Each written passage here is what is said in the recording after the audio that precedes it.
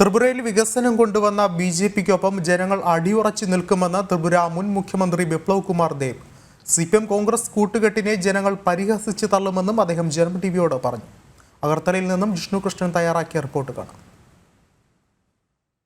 Biplab Dev Kumar दपोड़ों चेरुंड sir, कई दिन की प्रचार के बाद आज त्रिपुरा के लोग पोलिंग बूथ में है.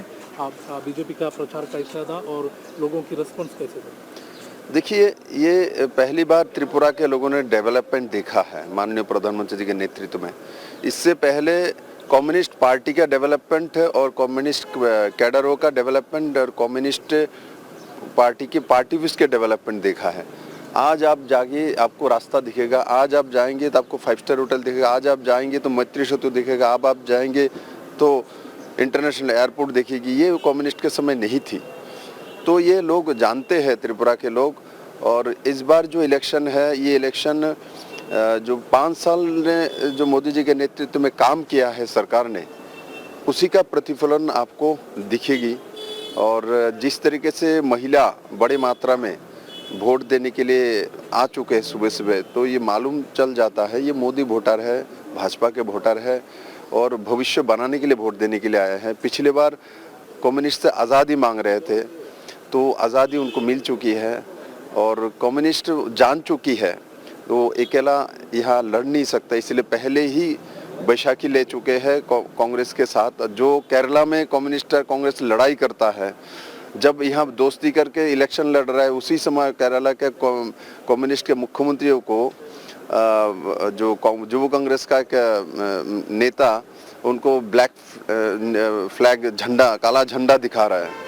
तो एक साथ देश के एक प्रांत में काला झंडा दिखा रहा है उनके चीफ मिनिस्टर को, दूसरी तरफ यहाँ चीफ मिनिस्टर बनाने चले. तो ये सब बचपना है और लोग ये देख चुका है. त्रिपुरा के लोग मैच्योर है और दूरदर्शी है, बुद्धिमान है. वो जानती है कहाँ कब किससे वोट करना पड़ता है, पैटर्न क्या होनी चाहिए.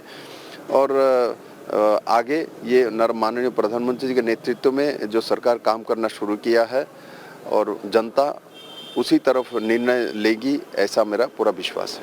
Sir, as you said, this time CPM and Congress are get together against BJP.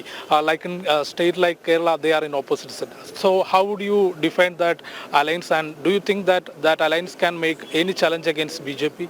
No, कोई चैलेंज नहीं है इसमें. हमारे लिए कांग्रेस तो 2018 में अपने आप पोस्टर में परिणत हो चुका है. अब कम्युनिस्ट को उस पोस्टर को भी साथ लेना पड़ता है. तो आप कम्युनिस्ट के देवलियापन आप देखिए कहाँ चले गए हैं.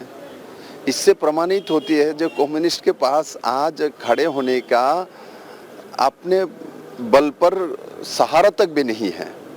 और साथ ही सबसे हास्यास्पद पद वो विषय है कम्युनिस्ट पार्टी के इस राज्य का सांगठनिक जो मूल व्यक्ति आज के दिन में जितेंद्र चौधरी, इनको मुख्यमंत्री कैंडिडेट घोषणा करता है कांग्रेस के प्रभारी. क्या हालत है भाई. वो तो कम्युनिस्ट के नेता है तो कम्युनिस्ट तय करेगा. दूसरी तरफ कम्युनिस्ट से अब दोबारा प्रेस कॉन्फ्रेंस आती है, नहीं हमने तो नहीं किया, हमारे दोस्त ने डिक्लेयर कर दिया. अब ये इनका आत्मीय स्वजन परिजन रिलेटिव नेपियो ये सब शुरू हो गया है. जो कम्युनिस्ट बोलते थे जो नहीं हम तो व्यक्तिवाद में विश्वास नहीं करते, हम किसी व्यक्ति में विश्वास नहीं, हम सिस्टम में विश्वास करते हैं, हमारे पास एक नैतिकता होता है, हम मरते दम तक अपने नैतिकता छोड़ते नहीं. उस कम्युनिस्ट का हालत 5 साल में लोगों ने ऐसा देखा तो मालूम चलेगा उनको. Sir, last question, in tribal area BJP की प्रचार कैसे था, एंड व्हाट अबाउट द प्रमोता पार्टी? देखिए, ये सब ये मुझे ये नाम बोलते ही मुझे याद आता है जो 2014 के इलेक्शन में जो आम आदमी पार्टी के बारे में पूरे देश में याद करो, वो सत्ता में आ रहे थे, हम तो कहीं नहीं थे. और वाराणसी तक जमानत जब्त हुई है, पूरे देश में कहीं भी कुछ भी नहीं है. ठीक ऐसा ही त्रिपुरा में ये हवा में चल रहे हैं. और जो वास्तव में जो काम किया जाति जनजाति के लिए, भारतीय जनता पार्टी ने ईमानदारी से किया है और उन लोगों को भी पता है जो ये सच्चाई है. Okay, sir, thank you. ത്രിപുരയിൽ ഇത്തവണ BJP അധികാര തുടർച്ച നേടും എന്നുള്ള ഉറച്ച ആത്മവിശ്വാസമാണ് ത്രിപുരയുടെ മുൻ മുഖ്യമന്ത്രി ബിപ്ലവ് ദേവ് കുമാർ പങ്കുവച്ചിട്ടുള്ളത്. എസ് ശ്രീകുമാറിനൊപ്പം ജിഷ്ണു കൃഷ്ണൻ, ജനം.